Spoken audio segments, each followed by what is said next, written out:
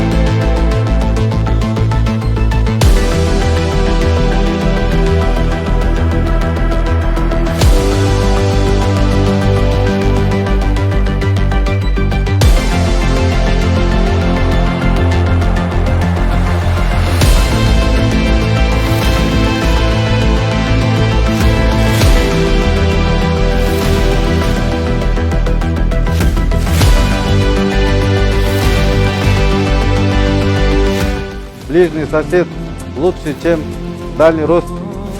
Уважаемые наши дорогие соседи, народ Таджикистана, мы вас приглашаем на ифтар. Давайте не будем воевать, лучше сядем за стол и будем делать ифтар в священном месяце Рамадана. 1 май, кечки саат 20:16. Здравствуйте.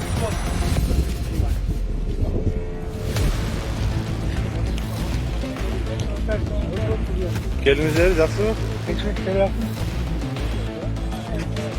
Били, да? Өтөріңіздер. Тез өтіңіздер. Өтөріңіздер. Папа,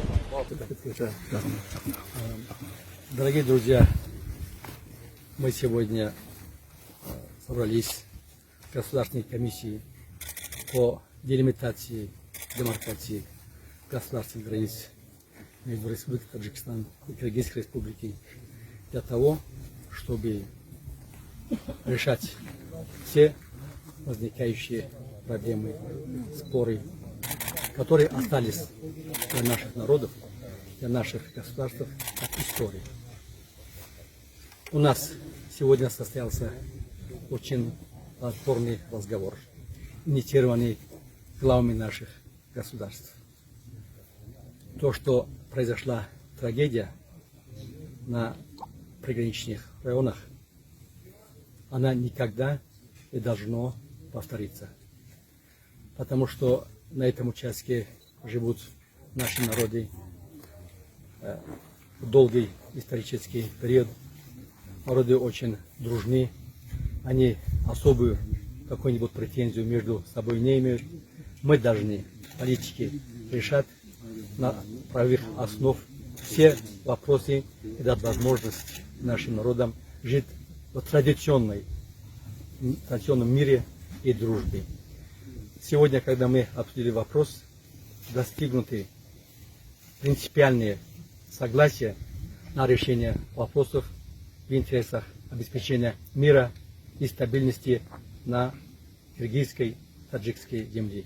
Я думаю, я убежден, что мы это делать можем, что мы будем в скорейшем времени решать все проблемы, и наши народы будут жить, как всегда, в дружбе, взаимопонимании, и будет обеспечена полная стабильность. Спасибо.